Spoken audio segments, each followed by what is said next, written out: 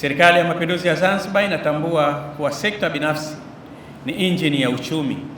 Ndio maana serikali inaendelea kuipa kipaumbele ajenda ya kuboresha mazingira ya biashara, kuvutia wawekezaji na kuimarisha uzalishaji wa ndani.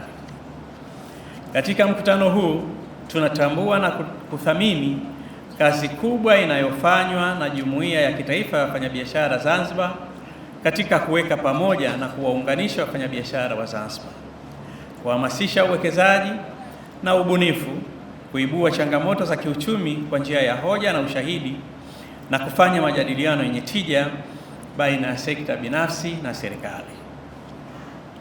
Ni ukweli usiopingika kwamba majukwaa ya majadiliano yanayosimamiwa na ZNCC yamekuwa chachu ya kuongeza uwajibikaji na taasisi za serikali na yamechangia kwa kiasi kikubwa kuboresha utendaji wa serikali katika utoaji wa huduma.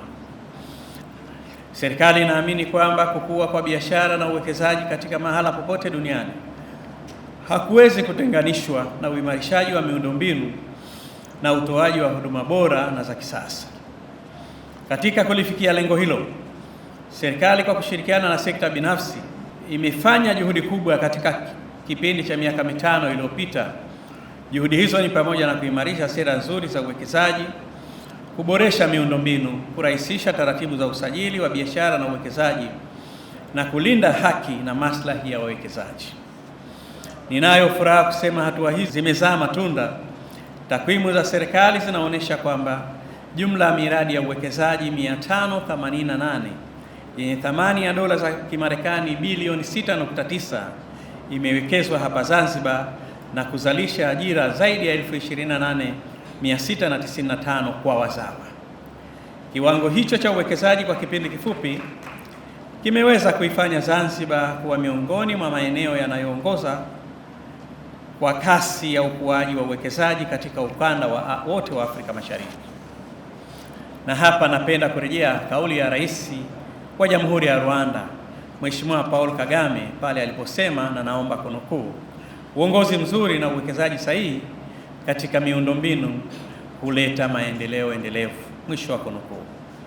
Serikali ya Mapinduzi ya Zanzibar kwa kushirikiana na sekta binafsi kupitia ilani ya uchaguzi wa Chama cha Mapinduzi ya mwaka 2025-2030, dira ya maendeleo ya Zanzibar ya mwaka 2050, dira ya taifa ya maendeleo ya mwaka 2050 itahakikisha inaendelea kuweka mazingira bora ya biashara na uwekezaji hapa Zanzibar.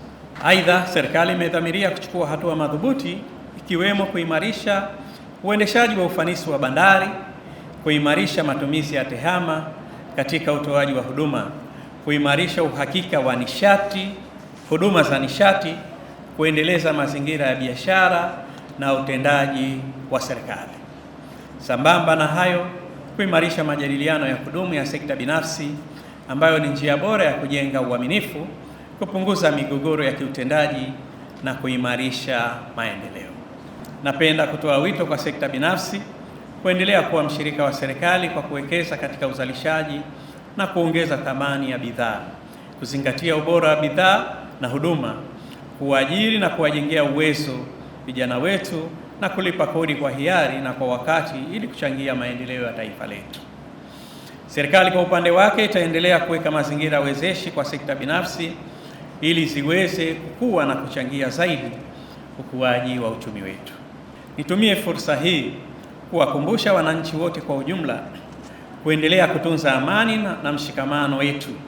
Tutambue kwamba hakuna nchi inayoweza kuvutia wawekezaji au kukuza biashara bila kuwa na amani na utulivu. Ni wajibu wetu sote, serikali, sekta binafsi na wananchi wote, kulinda amani yetu, na wala tusikubali kutoa fursa kwa watu wachache wasioipendelea mema nchi yetu kuivuruga amani tulionayo.